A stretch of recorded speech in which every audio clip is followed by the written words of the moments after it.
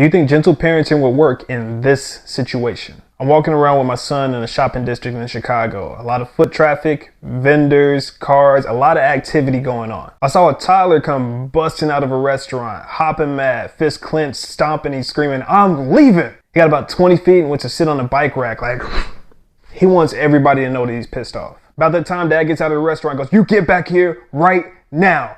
5, 4, 3. Boy gets up and sprints over to his dad. I have no judgment for that father. Something dangerous happened. He came out, set an expectation. The expectation got met.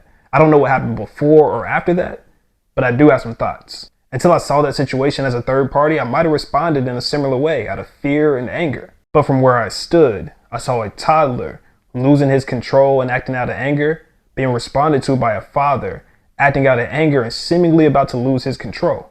Then I saw a toddler responding with what looked like genuine fear of that father. I think I want to do it differently. I think a father using fear to get their son to behave can be the basis of a lot of future dysfunction because it requires you to assert dominance to elicit a behavior. I don't want to control my kid. I want my kid to control himself. So I hope I would respond to that situation by stopping the behavior, acknowledging the emotion, setting the expectation for how we're going to behave moving forward, along with the rationale, explaining the consequences of that behavior, and then either moving on to that consequence or going about our day, depending on how severe the behavior was. I would do that while modeling emotional regulation, because even though I'm mad, I'm going to speak to you in a way that I want you to speak to me. So I go grab him by the hand and I say, "Hey, I know you're mad about X, Y, and Z, but you can't run away from me like that. It can be dangerous out here and we have to keep you safe. When we're out in public, you have to stay next to me. And if you want to go somewhere else, you can ask. If you're going to run away from me, we can either wait in the car for your mom and sister to finish eating, or we can go home. But I can't let you walk around freely if you're going to run away. Do we need to wait in the car?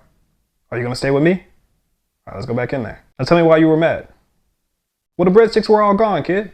That's similar to a conversation I had with my kid when he ran out of the park. Now, I took him home immediately and it never happened again. I'm curious as to whether he will respond appropriately without feeling that consequence immediately as well. I actually think he will because my wife and I are really consistent about doing what we say, but he is a toddler.